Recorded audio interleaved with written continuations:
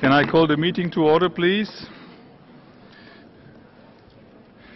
We shall now start the interactive dialogue with the Commission of Inquiry on the Human Rights in Eritrea.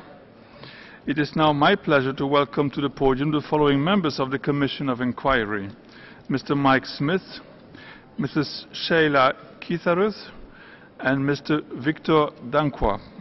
You are heartily welcome here. Delegations wishing to inscribe on the list of speakers should do so by using the electronic system. I would like to ask the Secretariat to activate the electronic system for inscription on the list of speakers. Please activate. You have now 1 minute to inscribe on this list.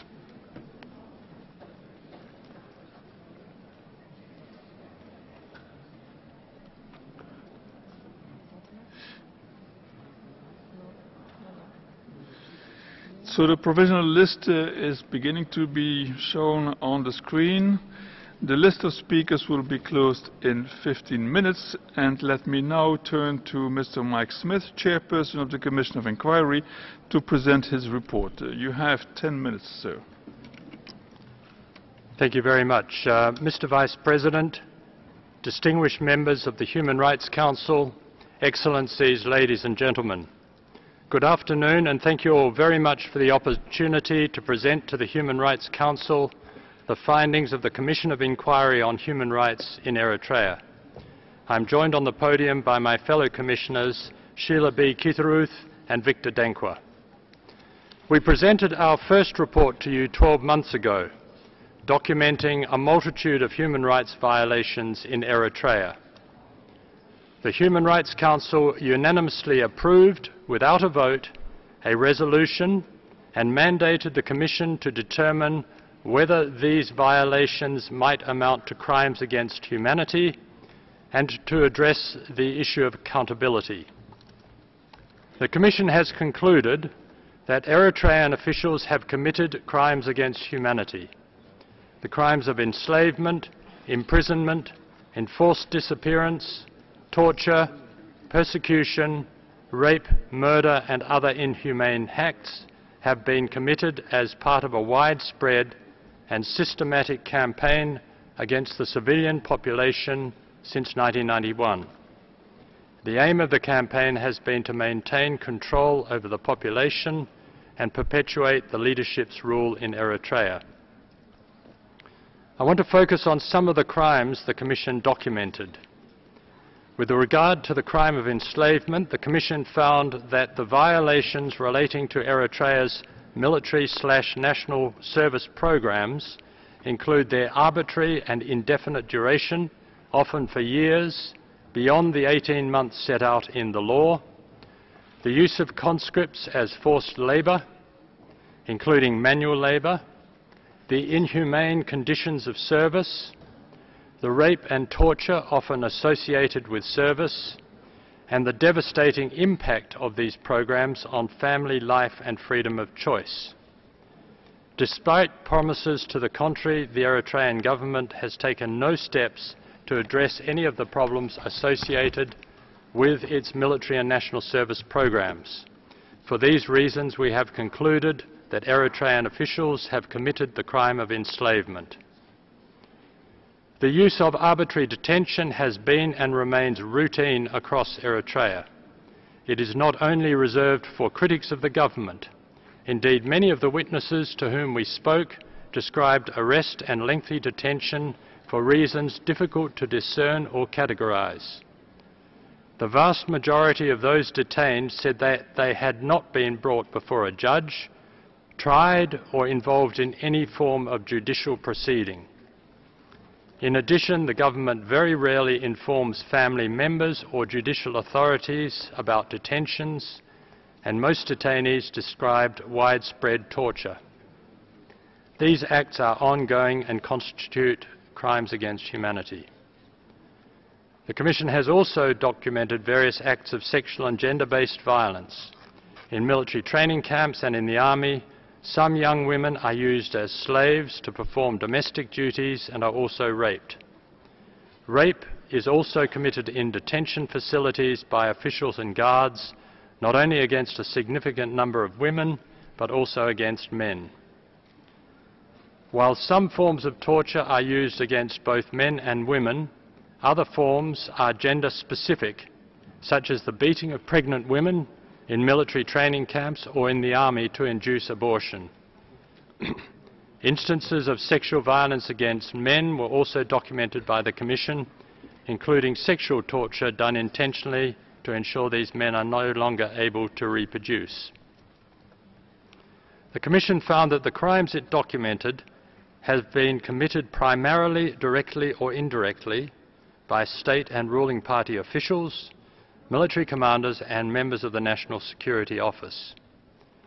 The Commission has identified alleged perpetrators and has compiled files on those individuals to assist future accountability mechanisms. The Commission has concluded that the government of Eritrea has neither the political will nor the institutional capacity to prosecute the crimes we have documented. We therefore recommend that the UN Security Council refer the situation in Eritrea to the prosecutor of the International Criminal Court and that the African Union establish an accountability mechanism. The Commission has also asked Member States to prosecute or extradite suspects on their territories and that the Security Council impose travel bans and freeze the assets of individuals suspected of crimes against humanity. I would like to highlight some of the recommendations to the Human Rights Council. Renew the mandate of the Special Rapporteur on Eritrea and provide the mandate holder with additional human and financial resources. Keep the situation in Eritrea on its agenda and invite the UN High Commissioner for Human Rights to report periodically on the situation of human rights. Support the establishment of a structure by the Office of the United Nations High Commissioner for Human Rights with a protection and promotion mandate, in particular to ensure accountability for the crimes against humanity set out in our report. We are aware that several visitors to Eritrea, as well as some diplomats based in Asmara, have recently painted a more favourable picture of Eritrea. We have been mandated by the Human Rights Council to investigate systematic, widespread and gross human rights violations that generally take place in isolated locations and behind closed doors, in places where casual visitors, journalists and diplomats do not have access. The Commission would have wished to visit the country and have unhindered access to sites and locations, but was denied such a visit by the government of Eritrea. Our findings are based on detailed statements and information from over 833 individuals in over 13 countries, the overwhelming majority of whom have personally suffered human rights violations in Eritrea. We have been able substantially to corroborate the information provided by these witnesses. We also selected and contacted a sample of 500 individuals who wrote to us saying that our first report was inaccurate and further we read with care the written submissions of thousands more. In our report, we have acknowledged some signs of increased engagement from Eritrea with the international community, including with OHCHR, but we have not noted any substantial change with regard to the human rights situation there. Where is the rule of law in Eritrea? The rule of law must be paramount in any country. The government and its agents must be subject to the law. People who have their rights abused must have an avenue to raise their grievances. And when they do, they should not be arrested and thrown into prison. Rather, they should be heard by a properly constituted independent court, which is staffed by professional judges who are also not frightened of being arrested. So long as there is no constitution, so long as there is no parliament where you can debate national questions, so long as there is an abusive national service which is unending, so long as there is no free press, so long as there are no civil society organisations apart from government-appointed ones, so long as people live in fear and are controlled by the state, there will be no full enjoyment of all human rights and no real progress for the Eritrean people. The preamble of the ICC statute states that crimes that shock the conscience of humanity, such as those that we have documented in our report, threaten the peace, security and well-being of the world and therefore must not go unpunished. We need collectively to bring the perpetrators of these crimes to justice, not only for the sake of the countless number of Eritrean victims, but to demonstrate that such behaviour is simply unacceptable anywhere in the world today. I thank you very much, Mr. Smith, for this presentation. And as is the practice in our discussions, we shall start by hearing the delegation of the country concerned. So I now give the floor to the distinguished representative of Eritrea. You have 5 minutes, sir. Mr. President, Excellencies, yesterday, June 20th, was a day of remembrance and rededication in Eritrea, as the people paid tribute to over 85,000 of their fellow citizens, men and women who died fighting for the liberation and defense of their country. Today, here in Geneva, thousands of Eritrean citizens are holding a peaceful march. I stand with Eritrea, calling for a fair and just treatment for their country.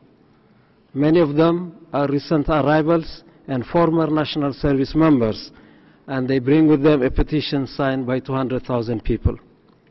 Last month, the people of Eritrea celebrated 25 years of independence with pride and joy. The Commission of Inquiry denies this reality and claims that it has reasonable ground to believe that Eritrea has committed crimes against humanity since its independence. Stepping way over its mandate, the Commission has made the incredible judgment that the human rights situation in Eritrea constitutes a threat to international peace and security, as a pretext to send yet another African country to the International Criminal Court. In its preliminary response, Eritrea has answered to this charge point by point. It has shown the Commission has not presented evidence to support its accusations. Eritrea has presented facts and figures that reveal the methodology the Commission followed were so flawed and lacked rigor and balance as to compromise its findings. The Commission has ignored all positive developments in Eritrea. More crucially, the Commission's case is legally indefensible, as it fails to prove that the alleged crimes were indeed persistent, widespread and systematic. In saying this, Eritrea is not suggesting that it has achieved all its human rights goals, or that over 25 years there have been no individual transgressions. It readily acknowledged that there have been instances of violations and that it has taken perpetrators to justice. It's also focused on strengthening the entire administration of justice in the country with a view to fostering the rule of law. In addition to its own measures, Eritrea has embarked on active engagement in fulfillment of its international obligations. It has accepted 92 UPR recommendations and is actively working to implement them. It has established cooperation with the Office of the High Commissioner and has invited a number of thematic mandate holders to visit the country. To meet the needs and respond to the aspirations of its young people and to address migration, Eritrea has introduced a raft of national measures and is actively participating in regional and international arrangements. More broadly, after a difficult period, Eritrea is now entering a new phase as the economy is growing again, institutions are being built, programs that had been deferred are back on the horizon. Eritrea's regional and international engagement is growing, investment is coming, a promising political, economic and social landscape is emerging.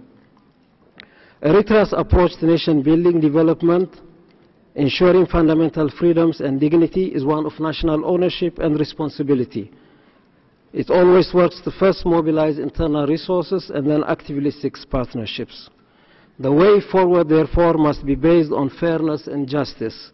It must build on what has painstakingly been achieved in the past few years. It must be cooperation and collaboration which are already yielding important results. This contrasts with the confrontation and escalation advocated by the Commission, which can only have dire consequences for the region. It's no coincidence that the same week that the Commission released its report saw the worst outbreak of hostilities over the border since the end of the war 16 years ago. As we speak, Ethiopia is making preparations for a bigger military offensive and is contemplating a full-scale war.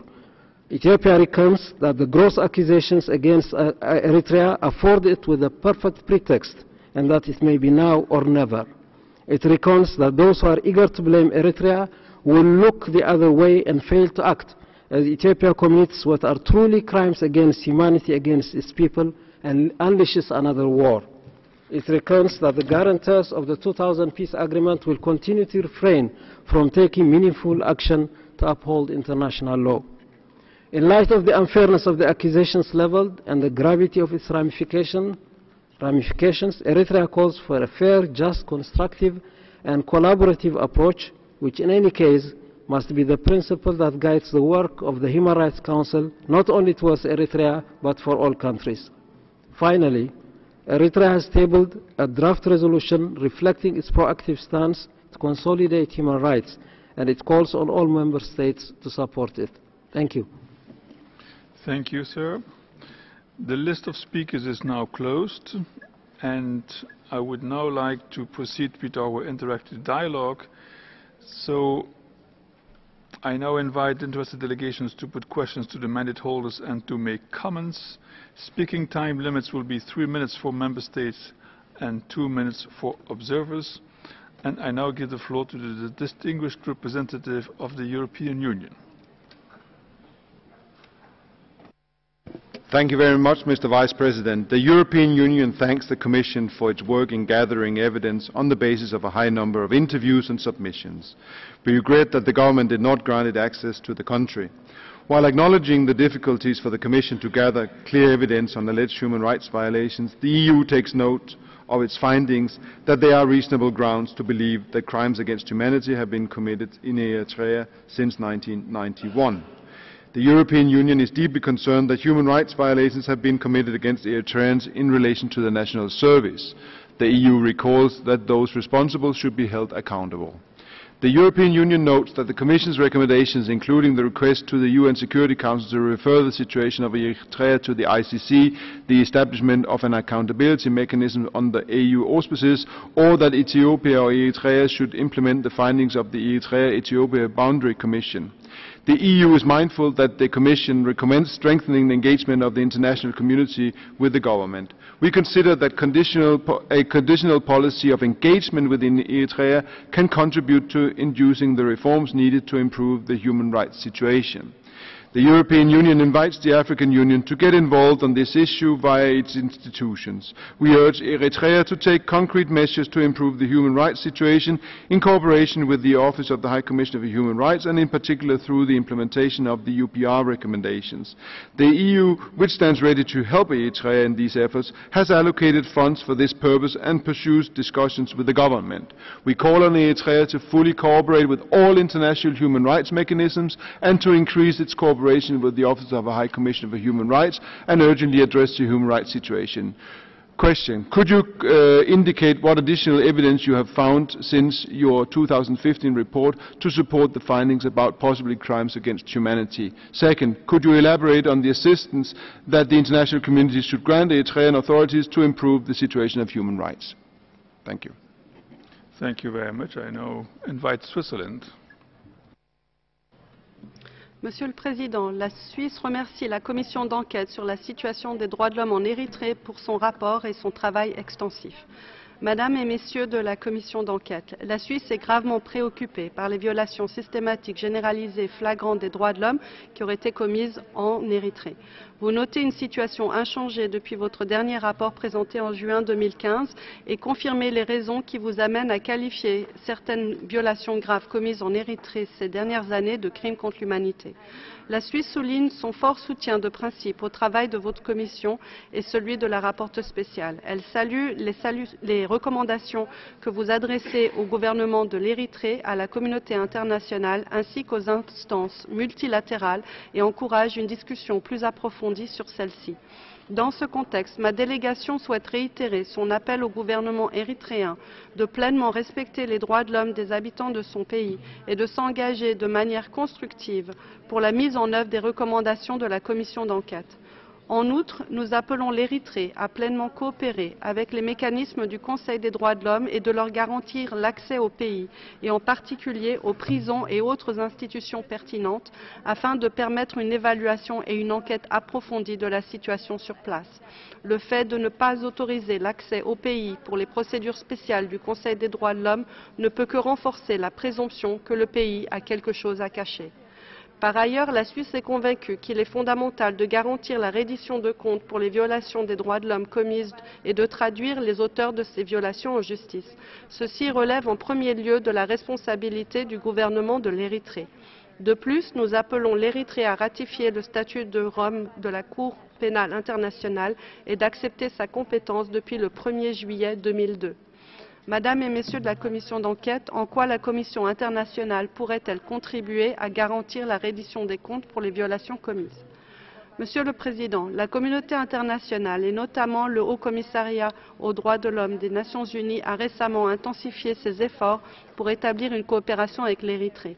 Un engagement sincère et constructif de la part de l'Érythrée est nécessaire pour que le dialogue et la coopération puissent contribuer à améliorer le respect des droits de l'homme dans le pays. La Suisse encourage l'Érythrée à poursuivre la coopération dans le contexte du processus de l'examen périodique universel. De plus, une ouverture du pays aux mécanismes internationaux et une coopération au niveau technique avec ces mécanismes constitueraient des signaux positifs. La Suisse réitère sa disponibilité de continuer le dialogue avec les agences et mécanismes multilatéraux ainsi qu'avec l'Érythrée et de soutenir les efforts pour une amélioration de la situation des droits de l'homme dans ce pays. Je vous remercie. Merci beaucoup. Y doy la palabra a Cuba. Gracias, señor presidente. Cuba está convencida de que la cooperación y el diálogo deben primar al abordar situaciones de derechos humanos que requieren la atención y el apoyo de la comunidad internacional. Privilegiamos el enfoque que prioriza tender puentes para propiciar la comprensión de las diferentes realidades e identificar los retos para la búsqueda de soluciones que tengan en cuenta las preocupaciones de todos. Solo así, las medidas a implementar pueden resultar efectivas y contribuir a promover y proteger los derechos humanos de las poblaciones afectadas. Como posición de principios, Cuba no favorece el involucramiento del Consejo de Seguridad en temas de derechos humanos, como propone el informe, al considerar que ello no forma parte del mandato de dicho órgano. Asimismo, el involucramiento del Consejo implica en la práctica que se imponga un enfoque punitivo en la búsqueda de solución a la cuestión de que se trate, lo cual reduce o elimina las posibilidades de que puedan explorarse oportunidades más factibles y constructivas para propiciar la cooperación internacional, la asistencia técnica y el apoyo que pueden dar países en capacidad de hacerlo, preferentemente del entorno regional correspondiente. Cuba considera que el Consejo de Derechos Humanos no debe renunciar a explorar y promover la apertura de nuevas avenidas de cooperación y diálogo con Eritrea en un marco de entendimiento mutuo, intercambio respetuoso, confianza y transparencia, los cuales resultan esenciales para impulsar una verdadera cooperación internacional y avanzar de manera efectiva en la promoción y protección de todos los derechos humanos para todos. Muchas gracias.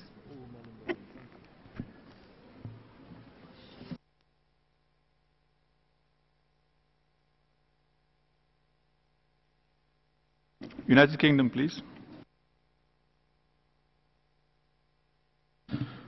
Thank you, Mr. Vice President.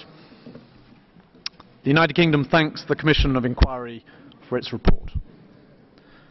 We share the Commission's concerns regarding human rights in Eritrea, in particular shortcomings in the rule of law and indefinite national service.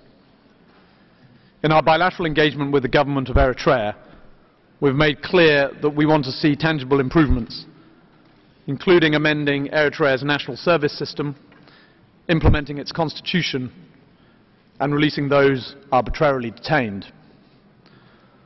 We welcome the government of Eritrea's renewed cooperation with the Office of the High Commissioner for Human Rights.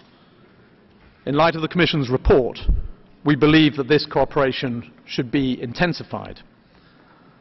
The United Kingdom urges Eritrea to work with the OHCHR and the UN system more broadly on further human rights reforms. We urge the government to continue to strengthen its relationship with the international community, to explore ways in which the international community can assist it to strengthen the capacity of the judiciary to investigate concerns, such as those mentioned in the Commission's report. We recognise that the mechanism of the Special Rapporteur is an important tool for the international community to strengthen its engagement with Eritrea. The United Kingdom calls on both the Special Rapporteur and the government of Eritrea to consider ways that they might work together constructively to enhance the progress Eritrea has begun to make in its human rights observance. Mr. Vice President, we welcome Eritrea's constructive participation with the Universal Periodic Review and its partnership with UNDP to help implement the 92 recommendations of the UPR which it has accepted. The best hope of addressing the allegations of human rights violations which the government of Eritrea has acknowledged may have been committed is to pursue this constructive approach. Thank you. Thank you very much. I now invite Germany.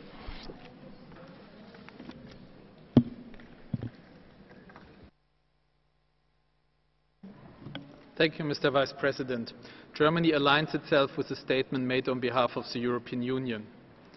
Germany thanks the Commission of Inquiry for completing its work and for engaging in the interactive dialogue with the Council. We are disappointed that despite repeated calls to do so, the government of Eritrea has not cooperated with the Commission. We are concerned about the finding of the report of the Commission, which expresses reasonable grounds to believe that crimes against humanity have been committed in Eritrea since 1991. Germany believes that the nature of the report merits a constructive response by the government of Eritrea. The report also lists a number of serious human rights violations that continue to take place in Eritrea. We are concerned that there does not seem to be any recourse to justice for victims of such human rights violations. Germany therefore urges the government of Eritrea to take serious, concrete and visible steps to hold those persons accountable who are responsible for the crimes that have and continue to be committed. The willingness of the government of Eritrea to work together with the OHCHR and to allow foreign journalists to visit is, in our view, a first step in the right direction. We urge the government of Eritrea to build on this. Thank you, Mr. Vice President. Thank you very much. I now invite Australia. Mr. Vice President, Australia thanks the Commission of Inquiry for its second report. We continue to be deeply disturbed by the Commission's findings of reports of human rights violations, including arbitrary use of and open-ended duration of military service, absence of judicial processes, arbitrary detention, disappearance and torture. Australia is disappointed that the Commission has still not been able to visit Eritrea, an allowance that, if given, could have signalled some recognition by the government of Eritrea of the widely shared concerns of the international community. Australia welcomes increased engagement by the government of Eritrea with UN bodies such as the OHCHR and recent releases of some political prisoners and prisoners of war. We welcome the recent commitment by the government to work with the UN on implementing Eritrea's UPR and mainstreaming human rights. These efforts must be intensified. We encourage Eritrea to remain engaged with the international community. We note the Commission's second report states that there are reasonable grounds to conclude that crimes against humanity have been committed. Australia urges Eritrea to implement fully the 1997 Constitution, to respect international human rights and humanitarian law, and to allow citizens the safe and full expression of liberty as it is their right. Thank you, Mr. Vice President. Thank you very much. I now invite Norway. Mr. Vice President, Norway thanks the Commission of Inquiry for its report and takes note of its recommendations. As a long-standing friend of Eritrea and its people, we are deeply concerned by the reports of grave human rights violations and lack of accountability for crimes committed. Norway is committed to strengthen our engagement with the government of Eritrea. Our aim continues to be to improve the human rights situation in the country and strengthening accountability. The implementation of Universal Periodic Review and the recommendations of other human rights mechanisms should continue. We welcome the visit made to Eritrea by the UN Office of the High Commissioner for Human Rights. We also welcome Eritrea's expressed commitment to strengthen the judiciary and improve conditions of detention in collaboration with the UN system, including the Office of the High Commissioner for Human Rights. We understand that Eritrea has extended invitations to several thematic special rapporteurs, and we urge the UN and Eritrea to cooperate to make these visits happen as soon as possible to the benefit of the Eritrean people. In particular, and in line with Norwegian human rights policy, we urge Eritrea to create and maintain a safe and enabling environment for civil society, human rights defenders and journalists.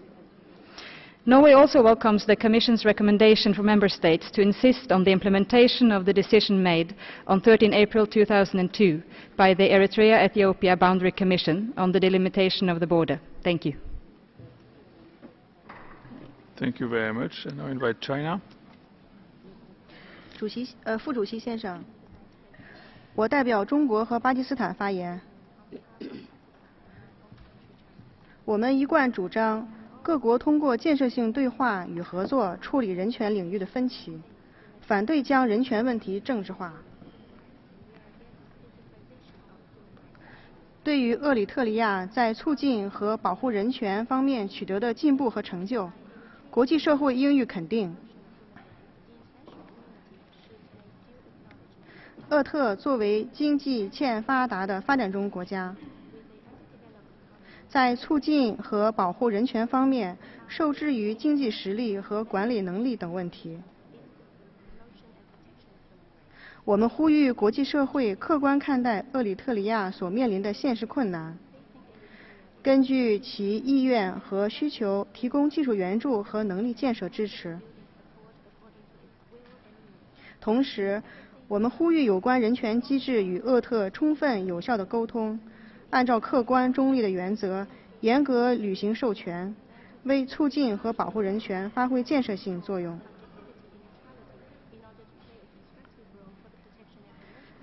谢谢副主席。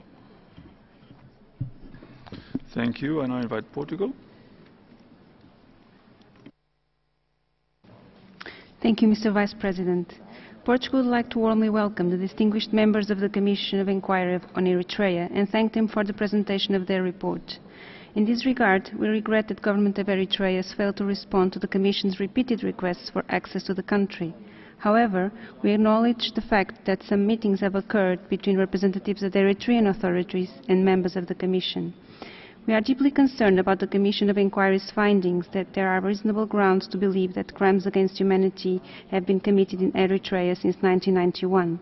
We are also concerned that the Commission has determined that Eritrean state officials have engaged in a persistent, widespread and systematic attack against the civilian population in Eritrea. Furthermore, we regret that no improvement in the rule of law took place since the last report of the Commission and that the gross human rights violations that it documented on that occasion still persist. We therefore welcome the recommendations of the report, in particular the request to the UN Security Council to refer the situation of Eritrea to the prosecutor of the International Criminal Court for consideration, as well as the appeal to the government of Eritrea to ensure accountability for past and persistent human rights violations. In this regard, we concur on the need to renew the mandate of the Special Rapporteur and to keep the situation of Eritrea on the agenda of the Human Rights Council. In this context, and following one of the recommendations of the report, we would be interested to hear the views of the distinguished members of the Commission of Inquiry on how do they envisage the strengthening of the engagement of the international community with the government of Eritrea. Thank you, Mr. Vice President. Thank you, and I invite Belarus to take the floor. Беларусь убеждена, что достижение прогресса в сфере прав человека возможно исключительно на основе сотрудничества и вовлечения всех сторон в равноправный и взаимоуважительный диалог. Страновые резолюции и страновые мандаты, которые не пользуются поддержкой затронутых государств, являются контрпродуктивным и, как мы уже отмечали сегодня, бесполезным инструментом. Отмечаем в докладе комиссии информацию о заинтересованности правительства Эритреи во взаимодействии с международными правозащитными механизмами, в частности, состоявшийся визит по приглашению правительства страны делегации ОВКПЧ с целью проведения технической оценки, а также посещение Эритреи делегации Управления по координации гуманитарных вопросов. Мы также отмечаем нацеленность правительства Эритреи на выполнение своих обязательств в рамках процедуры универсального периодического обзора.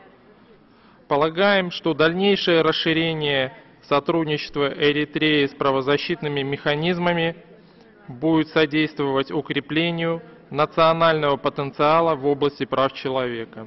Я благодарю. Thank you very much. J'invite la France à prendre la parole. Merci, Monsieur le Vice-président. La France s'associe à la déclaration de l'Union européenne. Nous saluons l'important travail complémentaire réalisé par la commission d'enquête sur la situation des droits de l'homme en Érythrée. Suite à la présentation de son premier rapport en juin 2015, le Conseil des droits de l'homme décidait de renouveler le mandat de la commission d'enquête afin que des travaux complémentaires d'investigation soient réalisés. Aujourd'hui, la commission d'enquête confirme que certaines violations des droits de l'homme commises en Érythrée, à savoir les crimes de réduction en esclavage, d'emprisonnement, de disparition forcée, de torture, de persécution, de viol et de meurtre, sont constitutives de crimes contre l'humanité du fait de leur caractère systématique et généralisé. La France ne peut que regretter une nouvelle fois que les autorités érythréennes aient refusé de donner l'accès à leur territoire à la commission d'enquête. La France est profondément préoccupée par les conclusions de ce rapport qui mérite d'être examiné par le Conseil de sécurité des Nations Unies. La France rappelle son attachement à la lutte contre l'impunité partout dans le monde. Les responsables de crimes et de violations graves des droits de l'homme doivent en répondre devant la justice. L'engagement de l'ensemble de la communauté internationale est nécessaire afin que cessent les violations des droits de l'homme en Érythrée. Notre responsabilité au Conseil des droits de l'homme est d'y contribuer en tenant pleinement compte de la gravité de la situation lorsque nous déciderons des suites à donner à ce rapport. La France soutient le renouvellement du mandat de la rapporteure spéciale, qui pourra notamment être chargée d'assurer le suivi des recommandations de la commission d'enquête.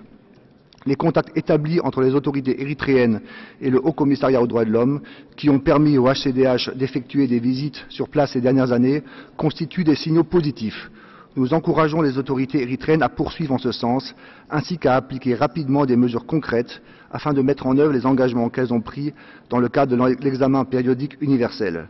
Nous exhortons également les autorités érythréennes à coopérer pleinement avec l'ensemble des mécanismes des Nations Unies, en particulier ceux établis par le Conseil des droits de l'homme. Je vous remercie.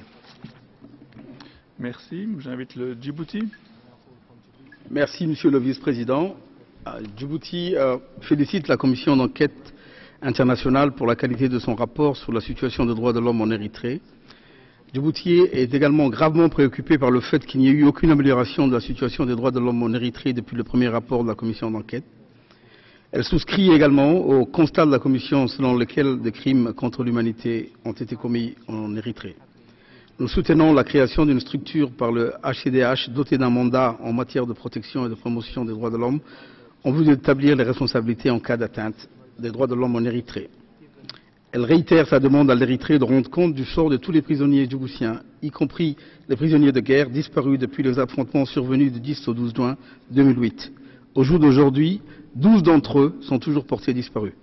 Elle tient à saisir cette opportunité pour remercier chaleureusement Son Altesse Cheikh Tamim bin Hamad Al Thani, l'émir de Qatar, pour son rôle déterminant dans la libération de 4 de nos prisonniers de guerre. Elle exige le retour de ces 13 soldats qui manquent à l'appel et demande le règlement très rapide de toutes les autres questions pendantes, notamment la démarcation de la frontière et l'arrêt de tentatives multiples et répétées de déstabilisation de notre pays. Djibouti souscrit aux recommandations émises par la Commission dans son rapport relatif au gouvernement de l'Érythrée ainsi qu'à la communauté internationale, notamment celles émises à l'Union africaine, en vue de poursuivre les personnes qui ont commis des crimes contre l'humanité et les juger, et de donner aux victimes les moyens d'obtenir une réparation adéquate en leur accordant le droit à la vérité et à la réparation. Les membres du Conseil ont donné un mandat robuste par consensus à la Commission d'enquête internationale et la lumière que son travail a pu jeter sur la situation des droits de l'homme en Érythrée devrait mobiliser davantage la conscience de la communauté internationale. The findings are sobering. The response by the Council should be credible. Djibouti and Somalia intend to submit a draft resolution that we hope offer such kind of response. Thank you. Thank you very much. I now invite Venezuela to take the floor. Gracias, presidente. Reiteramos nuestra firme posición de no apoyar mandatos específicos contra países soberanos y, más aún, cuando estos no gozan de la aceptación del Estado concernido, como es el caso de Eritrea. Deploramos que con estos mandatos se pretenda utilizar este Consejo como un instrumento politizado que en nada ha contribuido a mejorar la situación de los derechos humanos. Estas iniciativas violan los principios universales del respeto a la integridad de la soberanía y la injerencia en los asuntos internos de los Estados, consagrados en la Carta de las Naciones Unidas. Venezuela aspira a que estos mandatos, impuestos por más de 2 décadas, sean definitivamente erradicados de los trabajos de este órgano, dando paso al diálogo genuino y la cooperación, que son los pilares fundamentales de nuestras labores. Exhortamos a los miembros de este Consejo a no continuar apoyando la imposición de mandatos específicos contra países que vulneran el derecho inalienable a la libre autodeterminación de los pueblos y cuya ineficacia histórica está más que comprobada. Muchas gracias, señor presidente. Muchas gracias a usted. I now invite the United States of America. Thank you, Mr. Vice President. The United States thanks the Commission of Inquiry for its work and for the report on the terrible human rights situation in Eritrea. We have repeatedly expressed grave concern about the human rights situation in Eritrea, both in the UN and bilaterally, and the Commission's findings reinforce this concern. We take note of the Commission's conclusion that there are reasonable grounds to believe that crimes against humanity have been committed in Eritrea. With thousands of Eritreans fleeing their country each month, the Council must continue to look for ways to improve the country's dire human rights situation. We strongly encourage the government of Eritrea to engage fully with the international community and UN bodies to address its human rights challenges. The government's willingness to work on several universal periodic review recommendations is a first step in the right direction. We also urge Eritrea to implement its constitution, hold national elections, honor its commitment to limit the duration of national service to 18 months, develop an independent and transparent judiciary, and release persons arbitrarily detained, including political prisoners, journalists, and members of religious groups. The United States recognizes that the mechanism of the Human Rights Council, including the Special Rapporteur, are important tools for the international community to strengthen its engagement with Eritrea. We call on the government of Eritrea to grant access to the Special Rapporteur and urge the government to consider ways that working with the Special Rapporteur could improve the human rights situation in Eritrea. Our question is as follows. Beyond granting access to the Special Rapporteur on Eritrea, what other concrete steps that the government of Eritrea to demonstrate seriousness of purpose for addressing its human rights challenges? Thank you, Mr. Vice President. Thank you. I now invite Spain. Muchas gracias, señor presidente. Quisiera, en primer lugar, transmitir nuestra preocupación y sumarnos a la de la Unión Africana por las noticias de enfrentamientos armados en una localidad fronteriza con Etiopía, animando a ambos países a resolver sus diferencias por vías pacíficas. Agradecemos a la Comisión de Investigación su trabajo, así como el amplio y detallado informe con sus hallazgos, que incluyen esclavitud, detenciones arbitrarias, tortura, asesinatos, violaciones y otros actos inhumanos. España siempre ha apoyado firmemente y sin fisuras el valor de los mecanismos especiales de este Consejo. Lamentamos profundamente la falta de colaboración de Eritrea con la Comisión para el cumplimiento de su mandato y hacemos una apuesta en favor de una mayor colaboración para no agravar más la situación y poder apoyar reformas tan necesarias para la mejora de los derechos humanos de los ciudadanos eritreos. En este sentido, el cumplimiento de los compromisos adquiridos en el examen periódico universal debe ser objeto de seguimiento por la comunidad internacional. Nos felicitamos por la colaboración del Gobierno de Eritrea hacia la Oficina del Alto Comisionado y confiamos que ésta se vea fortalecida y ampliada. La rendición de cuentas es necesaria. Por ello, creemos importante apoyar los mecanismos de que la propia Unión Africana dispone, como la Corte Africana de Derechos Humanos y de los Pueblos y la propia Comisión Africana. También vemos interesante, como apunta a las recomendaciones del informe de la Comisión, la posibilidad de establecer un mecanismo de rendición de cuentas específico. Por último, nos sumamos a los llamamientos al Gobierno de Eritrea a la total cooperación con los mecanismos internacionales de derechos humanos y al respeto a las obligaciones de los tratados de los que es parte. Muchas gracias.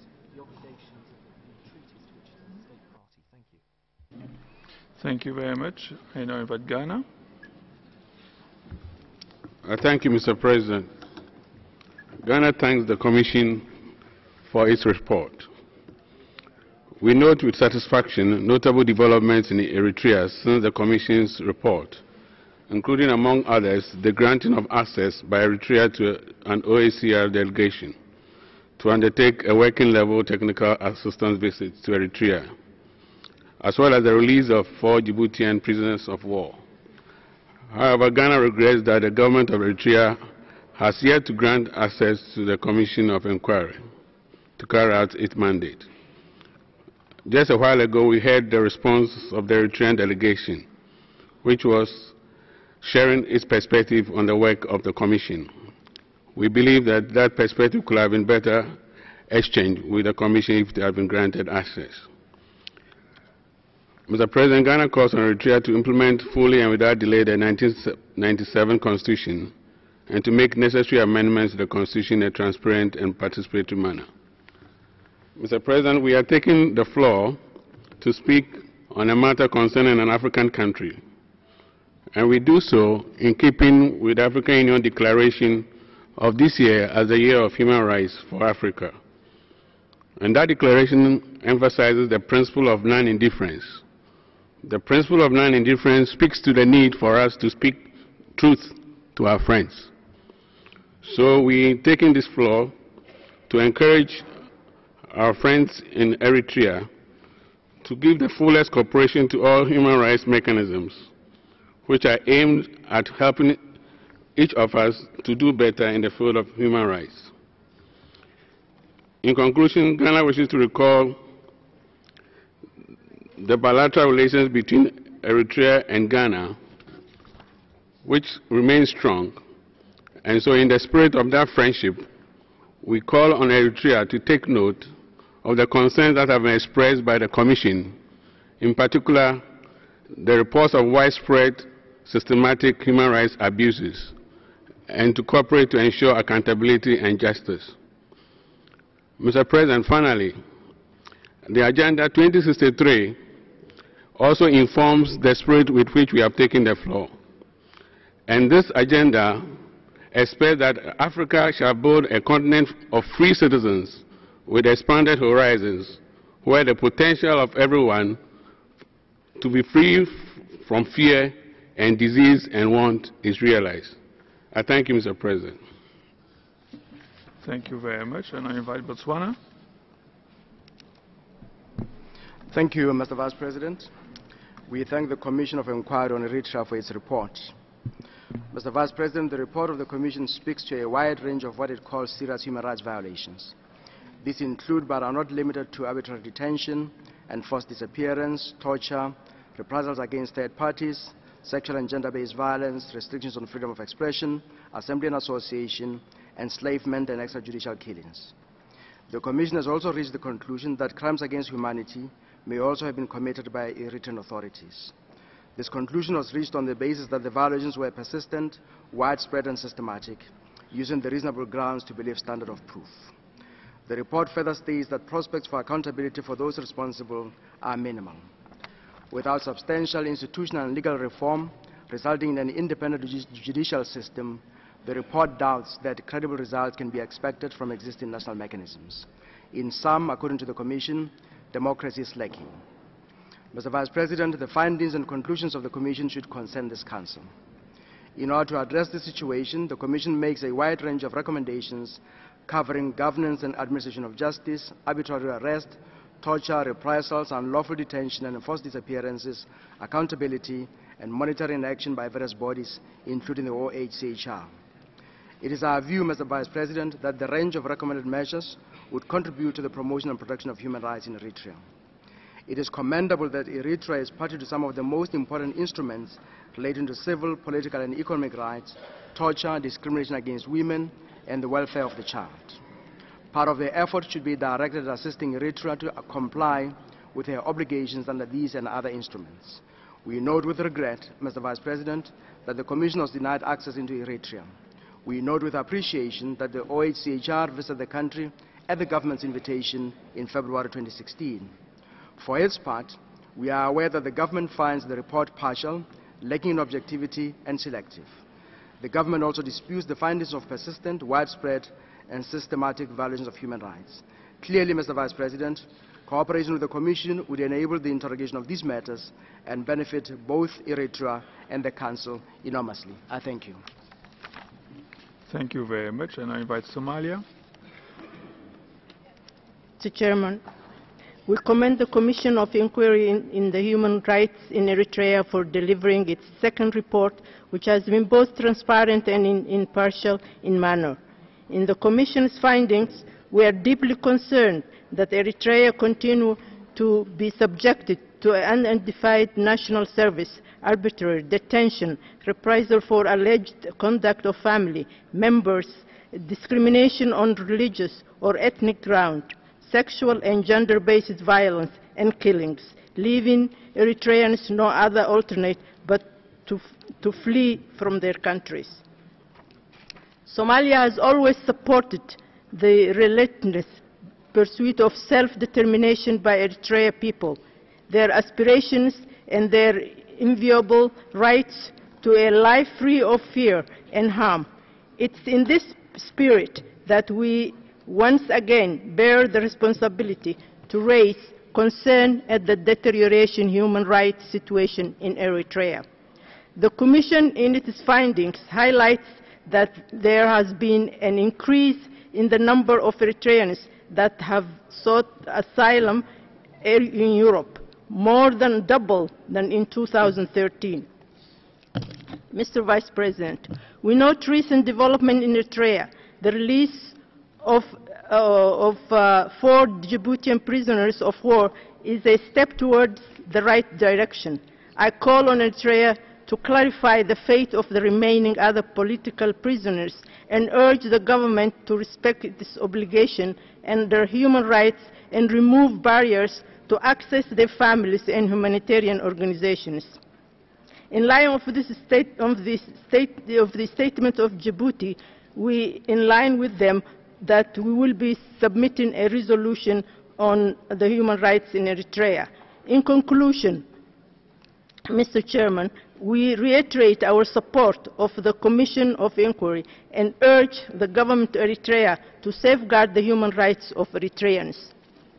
Thank you very much. I now invite Ukraine. Thank you, Mr. Vice President. Let me join my colleagues in thanking the Chair of the Commission, Mr. Smith, for his comprehensive briefing. Like many others, Ukraine remains highly concerned by the appalling human rights situation in Eritrea. In this respect, we fully endorse the report of the Commission of Inquiry and its recommendations to the government of Eritrea regarding the ongoing systematic, widespread and gross violations of human rights in this African country. Given the absence of positive improvements since 1991 with respect to the crimes against humanity in Eritrea, Ukraine flags its backing of the Commission's recommendation to the Human Rights Council to transmit the present report to the General Assembly, the Secretary General, and the Security Council for further follow-up on its suggestions. As a member of the Security Council, we are ready to use all tools at its disposal, including targeted sanctions, in order to oblige the government of Eritrea to respect human rights and to ensure the implementation of the mentioned recommendations. We also call on the African Union and regional powers to intensify their important role in prevention of human rights violations and crimes against humanity in Eritrea, using all their influence over the government of this country. I thank you. Thank you. And I invite Nicaragua. Gracias, señor vicepresidente. Nicaragua reitera su rechazo a los mandatos selectivos, los dobles raseros y la politización de los mecanismos de este Consejo en contra de gobiernos legítimos y en contravención a los principios de igualdad soberana de los Estados, de integridad territorial y de independencia política. El informe que hoy se discute hace recomendaciones que contravendrían estos principios y cuya implementación iría en detrimento del espíritu de cooperación y diálogo que debe primar en las relaciones entre Estados soberanamente iguales. Insistimos, señor vicepresidente, en nuestra convicción de que la senda del respeto sobre la base de la paz, El diálogo y el consenso es la clave del progreso y bienestar de los pueblos. Para finalizar, señor vicepresidente, reiteramos nuestros votos porque a través de la cooperación y el diálogo, enmarcados en el respeto y la buena fe que debe prevalecer entre los estados soberanos que integramos esta casa, juntos cumplamos efectivamente con el mandato de este órgano. Muchas gracias. Thank you very much, and I invite Kenya.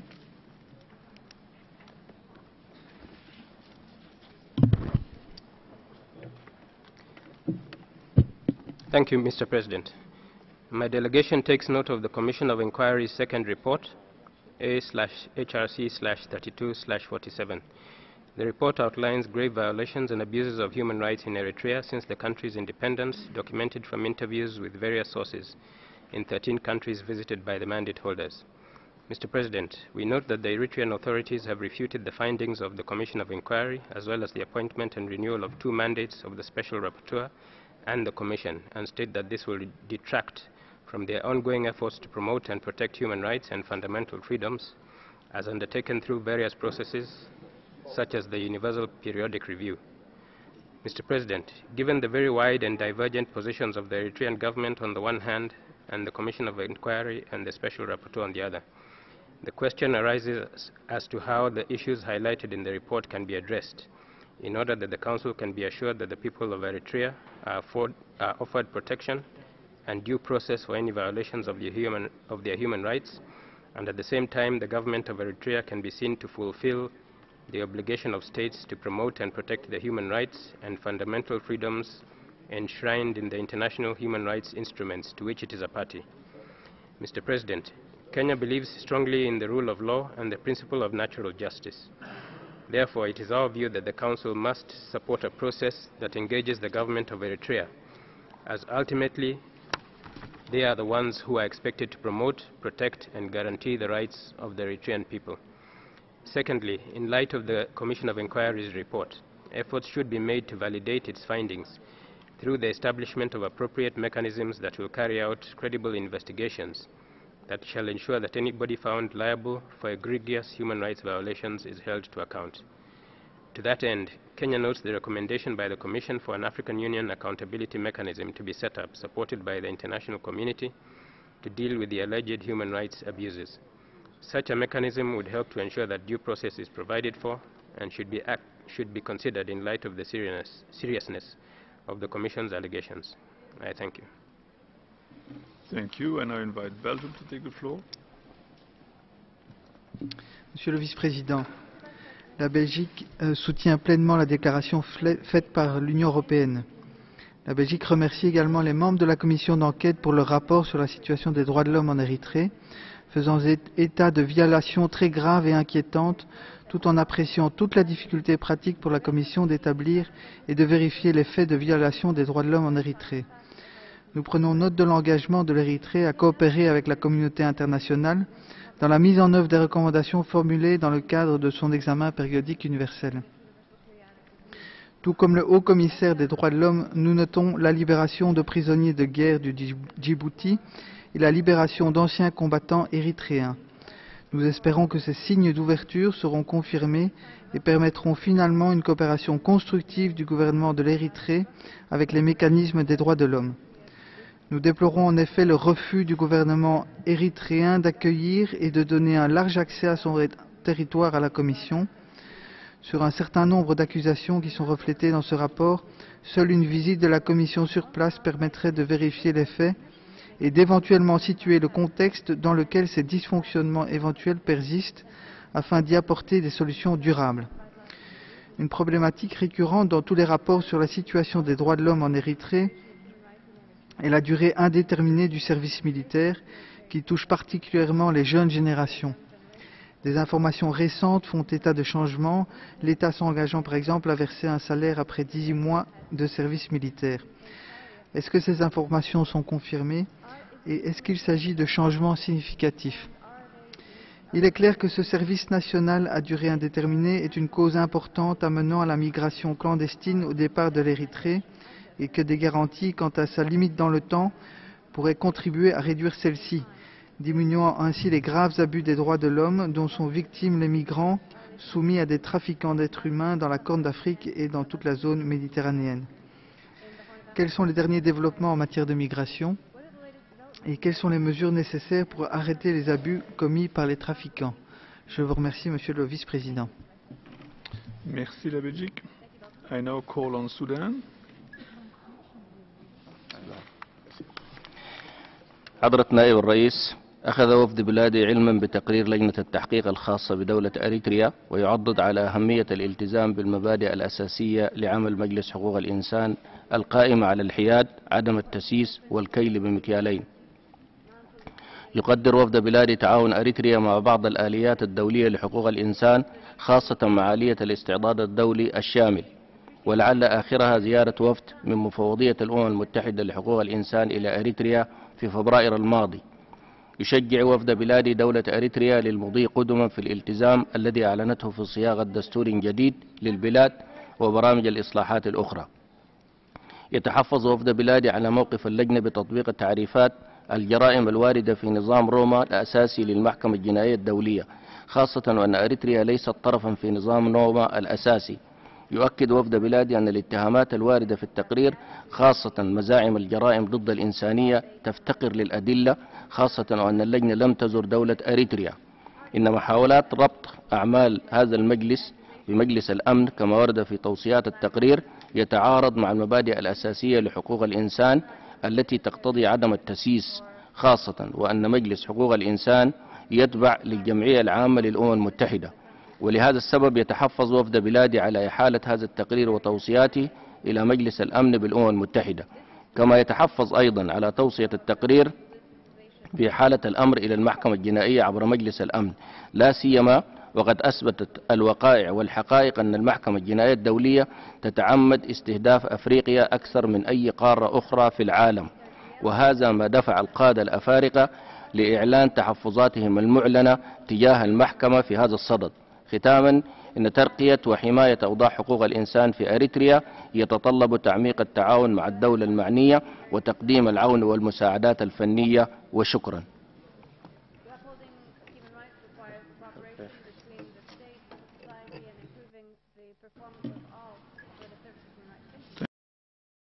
For translation. I now invite Ethiopia. Thank you, Mr. Vice President. Ethiopia thanks the Commission of Inquiry on the Situation of Human Rights in Eritrea for its report, which focuses on ensuring accountability of the systematic, widespread and gross violations of human rights committed by the Eritrean regime against its own people.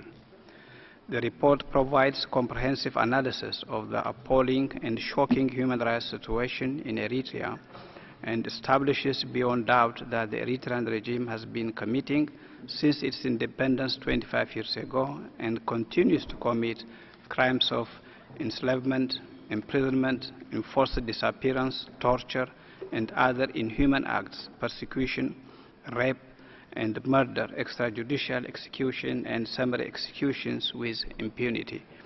The report is quite conclusive in its determination that there are reasonable grounds to believe that these acts committed by the Eritrean regime constitute crimes against humanity, and that there is an urgent need to ensure accountability. Mr. President, in light of this robust and extensive report in which overwhelming evidence to the most extreme forms of human rights violations presented, the Council will be failing the victims of these crimes if the perpetrators are not accountable to their actions or allowed to go unpunished under all applicable international and regional laws. Ethiopia welcomes the report's emphasis on the centrality of ensuring accountability in addressing these crimes against humanity. As I speak, the eyes of the victims are on the Council, waiting for justice to be served. It is the responsibility of this Council, as the embodiment of the conscious and the highest moral authority of the community of nations in the field of human rights, to come to the help of the Eritrean people and free them from their suffering in the hands of their own repressive government. It is high time to take decisive action and to show that the Council stands for the rights of the victims of Eritreans in the time of their utmost need. I thank you, Mr. Vice President.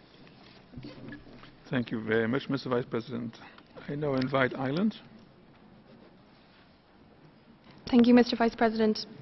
Ireland aligns itself with the statement made on behalf of the EU and adds the following.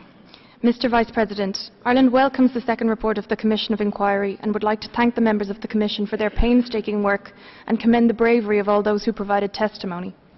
Ireland is deeply disturbed by the conclusions in the Commission's report that citizens of Eritrea are subjected to unacceptable violations of their human rights, including rape, murder, arbitrary detention, enslavement and persecution on religious or ethnic grounds. Ireland is particularly concerned at the Commission's finding that there are reasonable grounds to believe that crimes against humanity have been committed in Eritrea. This confers an urgent responsibility on the government of Eritrea to end these crimes immediately and to work with the international community to bring those responsible to justice. Many of the violations reported are linked to abuses within the National Service Programme. In many cases, national service does not appear to be related to the security of the country or indeed the civil service, but includes also forced cheap labour in a range of economic activities. Indeed, it would seem that the current structure of the national service is having an overall negative impact on the development of the country, as it prompts thousands of young able citizens to flee Eritrea. The violations described in the report are compounded by the efforts to conceal them. Ireland deeply regrets that the Commission team was not permitted access to the country. We also regret attempts to undermine the credibility of the Commission and those who gave testimony.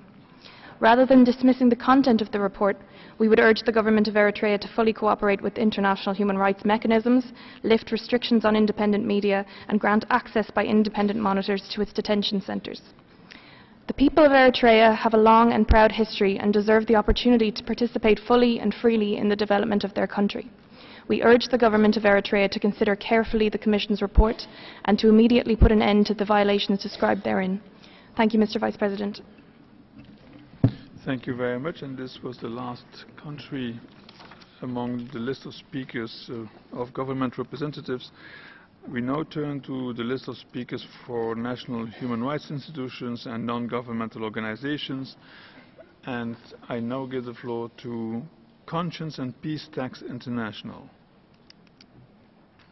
Monsieur le Vice-président, cette déclaration est au nom de Conscience and Peace Tax International. Je suis également membre de la campagne Stop Slavery in Eritrea.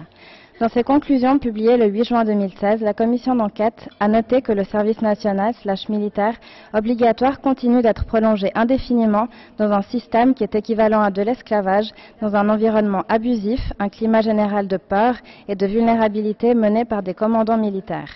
En Érythrée, il n'y a aucune disposition pour l'objection de conscience. Les autorités procèdent régulièrement à des rafles massives pour saisir les évadés et les déserteurs, impliquant souvent un usage excessif de la force. Même des personnes avec des handicaps sont enrôlées pour l'entraînement et le service militaire à la place du service civil. Les autorités érythréennes continuent d'invoquer des accusations de trahison contre les objecteurs de conscience au service militaire. Les témoins de Jéhovah continuent d'être emprisonnés indéfiniment pour l'objection de conscience liée au service militaire sans inculpation, ni jugement, ni accès à leur famille, à leurs membres de famille ou à des avocats. Le gouvernement refuse de fournir aux familles des informations sur le lieu et la santé des détenus. Il est à noter qu'en 1994, l'Érythrée a révoqué les droits de citoyenneté aux témoins de Jéhovah par un décret présidentielle en raison de l'objection de conscience au service militaire. En mars 2016, 54 témoins de Jéhovah ont été emprisonnés dans des conditions difficiles, y compris dans des containers métalliques, ayant causé la mort à plusieurs membres due à la chaleur extrême, à la torture et au mauvais traitement. Nous recommandons avec insistance au gouvernement de l'Érythrée de mettre fin au système du service national indéfini et obligatoire et de permettre l'objection de conscience conformément au droit international, de prévoir et d'accorder des exemptions de service national pour des raisons liées à un handicap, à la liberté de pensée, de conscience ou de religion. Merci, Monsieur le Vice-président. Merci beaucoup. I now invite the Center for Global Non-Killing.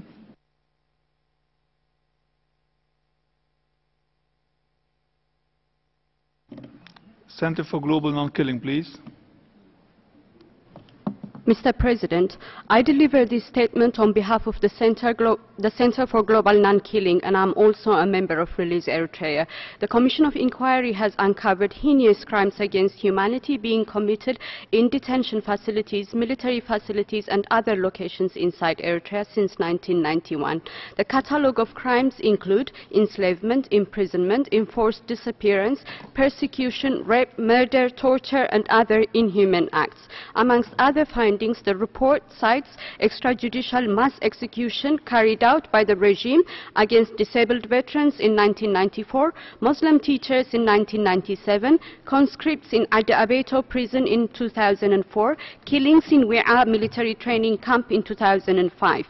This and many other crimes have been committed in a persistent, widespread and systematic manner as part of the government's policy to instill fear, maintain control over the civilian population, and in the context of the absence of independent judiciary, National Assembly, and other democratic institutions, creating a context of lawlessness and associated culture of impunity.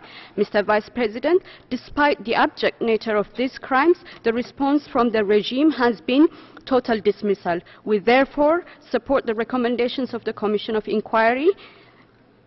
On the recommendation of referral to the ICC, it should be taken into consideration that from our perspectives, the essence here is ensuring accountability for violations taking place by ending the culture of impunity and consequently improving respect for human rights in Eritrea. I thank you. I thank you. I now invite the International Fellowship of Reconciliation. Thank you, Mr. Vice President. We thank the Commission of Inquiry for its final report. We also take this opportunity to thank the hundreds of women and men who bravely came forward with evidence for the Commission's report, risking the government's reprisals. This report is their voice, as it is for the millions of other ordinary Eritreans, our brothers and sisters. Mr. Vice President, many years ago when I first started attending this council, I found there was limited knowledge of the reality of Eritrea's human rights situation. Diplomats were deeply moved when they heard about the tragedy, but often felt powerless to act through a lack of substantive international documentation. It is now 4 years since this Council established a special rapporteur on Eritrea and 2 years since it established a Commission of Inquiry. Both mechanisms have left us no more room for ignorance. In particular, the Commission's report has captured the voice of my people, crying out in their agony and their sufferings. However, the report has not just provided cast iron evidence of government-sponsored atrocities. It has also mandated and empowered this Council to end them. The report concludes that crimes and violations occurring in my country are of the highest order and almost certainly constitute crimes against humanity. It also says that the Eritrean government is not in a position to ensure accountability for these crimes. However, the report empowers the Council to seek justice at a higher level. Diplomatic friends and colleagues can and now must act. Listen to the voices of Eritreans in the report. The grandparents, mothers and fathers, sons and daughters. Act for them, act for their futures, and act for the good of Eritrea. Do all that you can to ensure their voices are now heard at the Security Council and beyond, and let us bring an end to this suffering. Thank you. Thank you, and I invite Human Rights Watch. Thank you, Mr. Vice President. Human Rights Watch notes with deep concern the conclusions of the Commission of Inquiry that many of the abuses committed in Eritrea, primarily those related to indefinite national service, imprisonment without trial, denial of rights to speech, press, assembly, and practice of religion, use of torture and inhumane conditions of imprisonment, are widespread and systematic. The abuses found in the Commission's report this year and last are unmistakably serious violations of international human rights standards, as well as of treaties to which Eritrea is a party. The patterns of abuses documented, as well as the findings that there has been no change in Eritrea's national service policy or improvement in the patterns of repression overall, are in line with Human Rights Watch's own research and underline the need for increased pressure and transparency about the situation through credible and sustained international monitoring. We call on the Eritrean government to implement the many essential reforms and recommendations, including steps to improve the rule of law, for accountability for the serious violations, and to ratify the Rome Statute. We urge the Council to renew the Special Rapporteur's mandate to ensure continued public reporting on human rights conditions and on implementation of the Commission's recommendations, to take meaningful steps to advance accountability, and to transmit reports to the General Assembly for follow-up. Under the principle of universal jurisdiction and in accordance with their international law obligations, all states should investigate and, evidence permitting, prosecute in a fair trial individuals found on their territories who are alleged to be responsible for human rights violations in Eritrea amounting to crimes under international law, notably torture and enforced disappearances. Human Rights Watch remains deeply concerned that thousands of Eritrean asylum seekers fleeing their country each month face unlawful confinement in closed refugee camps, a risk of refoulement, forced return to persecution or other serious harm, as well as kidnapping, extortion and violence by smugglers and traffickers. The Council should urge all members to respect Eritreans' free movement rights, allow Eritreans to lodge asylum claims, fairly assess those claims, and grant the UN Refugee Agency access to all detained Eritreans seeking protection. Thank you. Thank you. I now invite Civicus, World Alliance for Citizen Participation. It's me? Yeah. Thank you, Mr. President. Civicus and Citizens for Democratic Rights in Eritrea welcome the report of the Commission of the Inquiry. Mr. President, we remain deeply concerned by the findings present in the COR report, including those amounting to crimes against humanity, which indicate that there has been no material improvement in the human rights situation on the ground. The absolute and the violent repression of all forms of dissent and civic participation in the Eritrean is emblematic of the extreme consequence of denying people the right to participate in the development of the state. The COL has also found that there has been no change in Eritrean's national service policy, and further documents the use of the reprisals, including extrajudicial execution.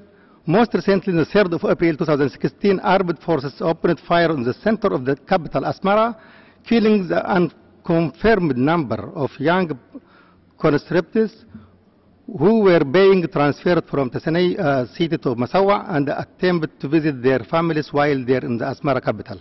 Mr. President, in the light of this complete absence of the national mechanism to address the Commission's findings, it is impressive that the international community, including this Council, support access to justice for the victims of the government grave and the systematic violation of the international human rights law. We therefore urge the Council to take the following measures, including renew the mandate of the Special Rapporteur on the situation of the human rights in Eritrea, supporting the establishment of the Office of the High Commission for the Human Rights with the protection and the promotion mandate, and finally requesting the High Commission for Human Rights. Thank you, Mr. President. Thank you, and I invite United Nations Watch. Mr. Vice President, I'm an Eritrean human rights activist, and I'm honored to make this statement on behalf of UN Watch. We commend the Commission of Inquiry and its members for their very important report. The report depicts a broad range of crimes against humanity that have been perpetrated in Eritrea in a persistent, widespread and systematic manner, with the knowledge and acquiescence of high-ranking government officials. The list of crimes against humanity depicted by the report include enslavement, imprisonment, enforced disappearance, torture, other inhuman acts, persecution, rape and murder. The Eritrean government has shown no interest in ending its pervasive culture of impunity. It's now incumbent on this August Council to adopt a robust accountability mechanism to facilitate access to justice to victims of crimes against humanity in Eritrea. In order to achieve this, I call on the Council to adopt a resolution that shall, firstly, renew the mandate of the Special Rapporteur on the situation of crimes against humanity in Eritrea with a revised scope that shall include the responsibility of overseeing implementation of the recommendations of the COI. Secondly, call for the establishment of a structure by OHCHR with a protection and promotion mandate to assist in ensuring accountability for crimes against humanity, as well as periodic reporting by OHCHR on the situation of human rights in Eritrea. Thirdly, these measures need to be supplemented by the imposition of targeted sanctions against the most responsible individuals for the perpetration of crimes against humanity in Eritrea. Mr. Vice President, our call is dictated by the obligation of the international community to say no to crimes against humanity, and also by the plight of victims. It's high time for the international community, through this Council, to act accordingly. Thank you, Mr. Vice President. Thank you. I now have Women's International League for Peace and Freedom.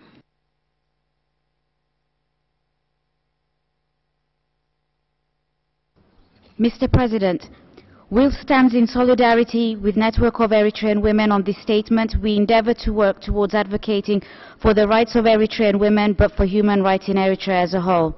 We welcome the Commission of Inquiry report and its conclusions on Eritrea and recognise the difficulty it has faced on many levels in documenting sexual violence faced against women and girls. The high incidence of sexual violence and harassment during military service has led to increased early marriages as a means of avoiding military conscription. The report also noted on the array of human rights violations in Eritrea and the lack of legal mechanism for people to seek recourse where their rights have been violated. In spite of these findings, the President's advisor, Mr. Yemane Ghebreab, has made comments denying the prevalence of sexual violence in the country.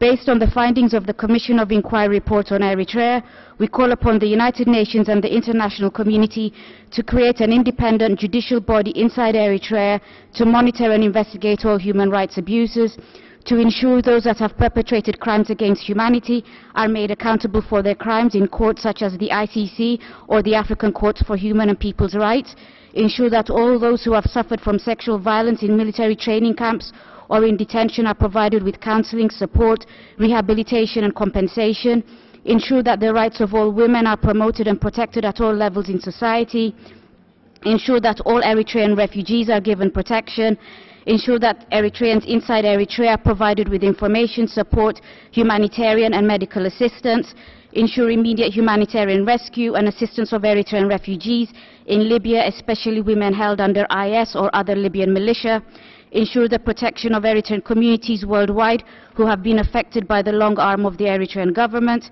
ensure all international corporations, institutions and governments who deal with the Eritrean government and contribute directly or indirectly to human rights violations are held accountable, ensure that any peace-building process includes women and their concerns and needs are addressed. Thank you very much.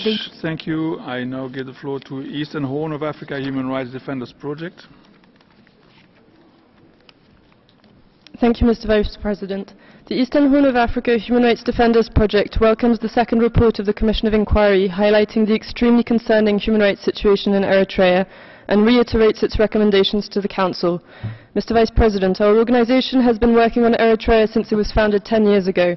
The Commission of Inquiry has brought attention to one of the most concerning human rights situations in the world today. Civil society in Eritrea has effectively been decimated, and at least 15 journalists are still being held in its insalubrious jails, detained in Communicado since 2001. The limited access to the country has affected regional and international NGOs, including our own. We cannot reach human rights defenders in the country who need our support, and those outside of the country are harassed and fear retaliation for speaking critically. The Commission of Inquiry has found that the government of Eritrea is responsible for unspeakable crimes of enslavement, imprisonment, enforced disappearances, torture, persecution, rape and murder, which gives them reasonable grounds to believe that crimes against humanity have been committed. Mr. Vice President, we are extremely concerned by the government of Eritrea's refusal to cooperate with the Commission of Inquiry and the Special Rapporteur, and its lack of adequate national mechanisms to address the Commission's findings. The government of Eritrea's rejection of the findings highlights the need for the Council to take steps to ensure that victims of grave and systematic human rights violations, including those amounting to crimes against humanity, access justice. Mr. Vice President, we echo the Commission's call for the mandate of the Special Rapporteur to be renewed and for the establishment of a structure by the Office of the High Commissioner for Human Rights with a protection and promotion mandate to assist in ensuring accountability for human rights violations in Eritrea, especially where such violations amount to crimes against humanity. Finally, we call on the government of Eritrea to give sign of life and immediately and unconditionally release all journalists, activists and prisoners of conscience detained for exercising their rights. I thank you. Thank you very much. This was the last speaker that we could accommodate at this meeting. I will now give the floor to the country concerned for courtesy final remarks. Eritrea, you have 2 minutes.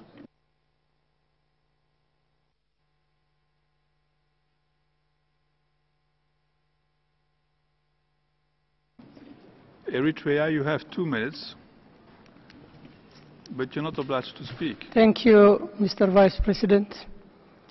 In the outset, I would like to thank all those countries which have made their statements and contributions, especially those countries which have continuously supported the engagement and cooperation of Eritrea through the UPR and the OHCHR and other relevant mechanisms. The fact remains, however, that no evidence and ground has been provided by the COI, which has been clearly described in the main statement. As always, I would like to underscore that Eritrea has been working earnestly to improve the human rights situation in the country. Yes, there are challenges, as always, as has been described always, and we continually work to address this challenge. But there is no systemic and gross violation of human rights in Eritrea. Thank you. Thank you. And I will now turn back to the Commission of Inquiry and to Mr. Mike Smith for his concluding remarks. You have 20 minutes, I understand. Thank you very much, Mr. Chairman. And I would like to begin by, again, thanking all those who have contributed to this interactive dialogue. We, the Commissioners, have listened carefully to all of the interventions and have done our best to internalise them and reflect on them. There have been a number of questions that have been posed. In the next couple of minutes, I will seek to respond to those. I will also give an opportunity for my fellow Commissioners, if they wish to take it, to offer their reaction to some of those questions. The first question that was posed, I believe, was from the European Union, who asked us whether, how it was that in our last report we didn't find that crimes against humanity had been committed, and what new information did we find this time to justify such a finding. The answer to that question is fairly simple. In our first report, we worked extremely hard to gather as much testimony as we could as to what was happening in the country, and that was what we were instructed to do by the resolution that set us up. We reflected on the issue of crimes against humanity, but decided that we had not been asked to make a determination on that. We were concerned about it sufficiently to reflect that there may have been crimes against humanity committed, but given the pressure of time and given the fact that we weren't sure we had all the expertise necessary to make such a grave conclusion, we decided to leave that. The Council, in its wisdom, then asked us to look at that question specifically, so this time we were able to engage far more, or some serious experts in this area.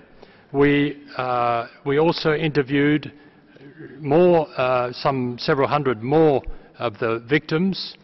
We re-interviewed some of the ones we had interviewed the first time to try and investigate further, and it was on that basis that we were able to reach the conclusions we've reached.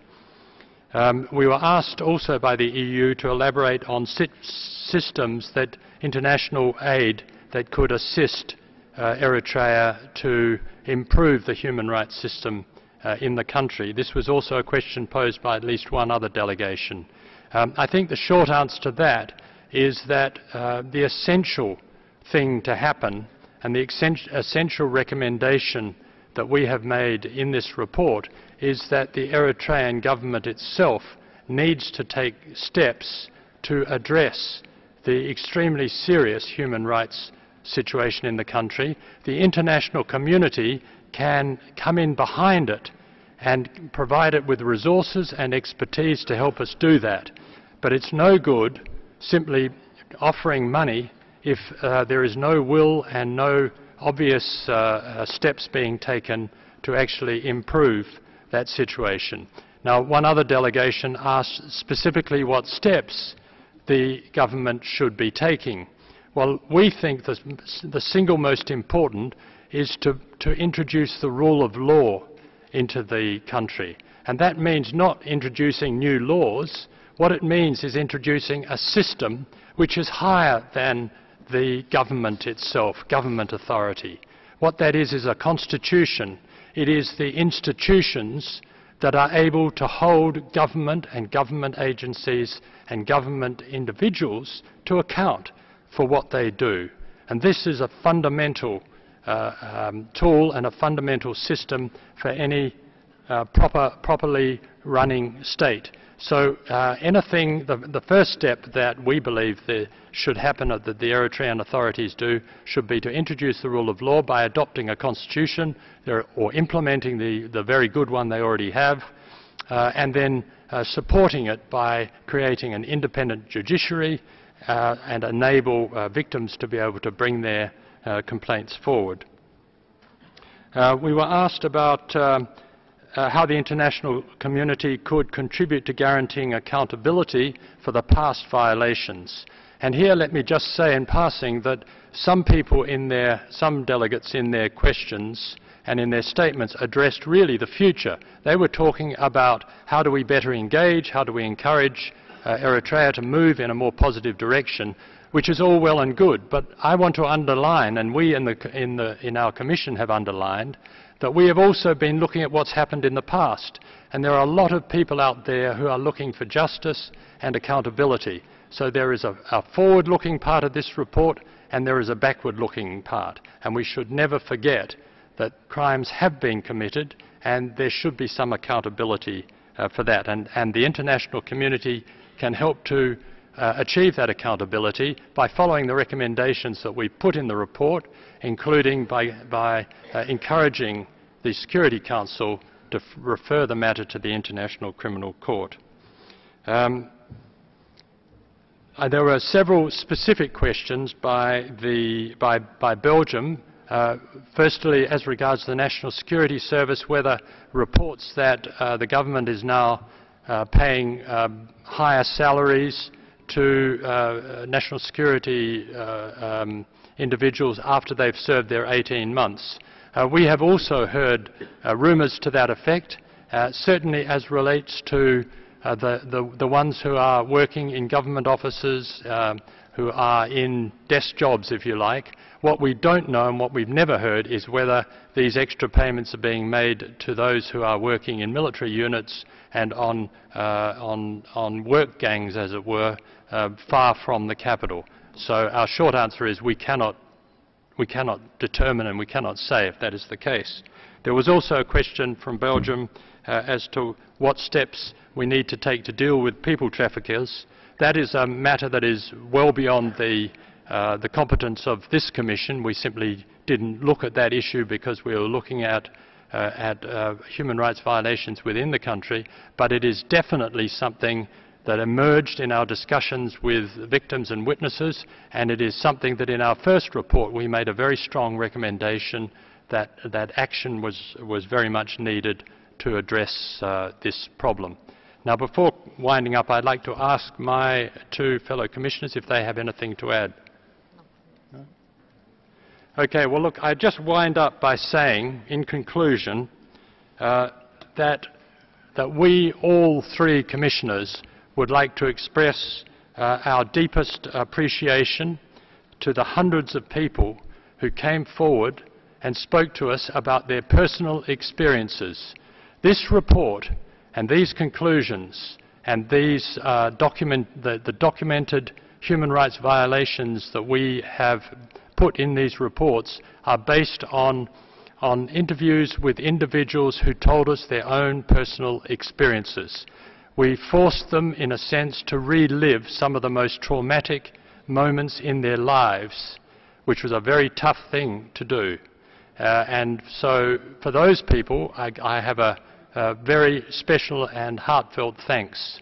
But these people who came forward are only the tip of an iceberg, and that iceberg stretches down into the hundreds of detention centres in the country, to the military camps, and to the training centres where these where nameless people and unseen people have suffered these sorts of abuses.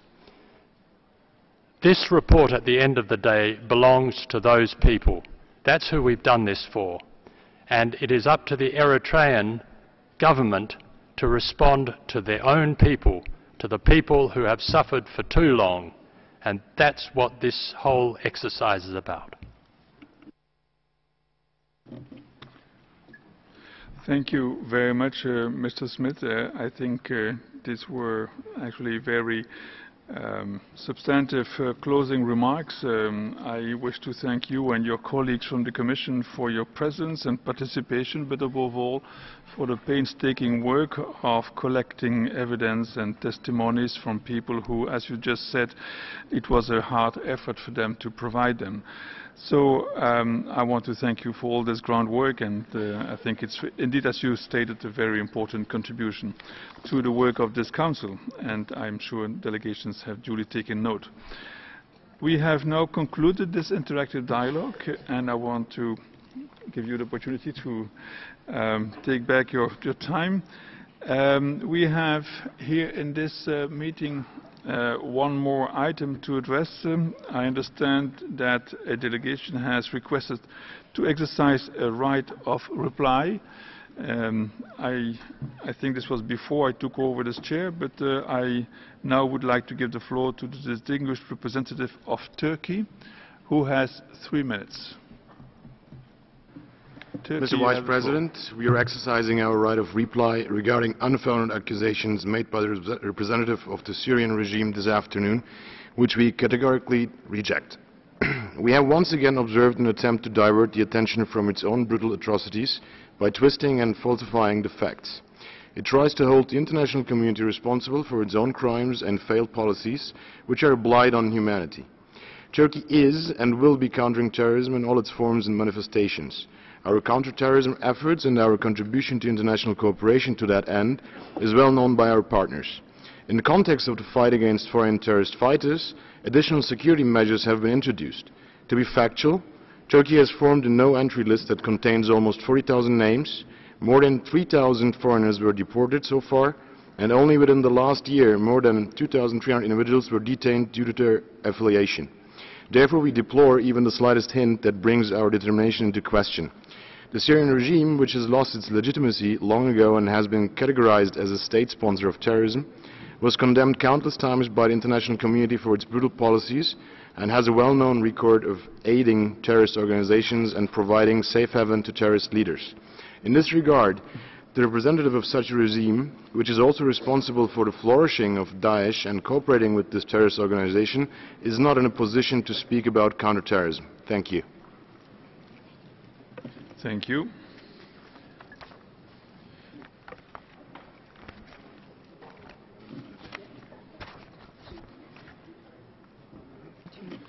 Okay, well, thank you very much. Then this closes our meeting for today. We will reconvene tomorrow at 9:30 a.m. to start the enhanced interactive dialogue on South Sudan, followed by a general debate. I hereby declare closed the 22nd meeting of the 32nd session of the Human Rights Council.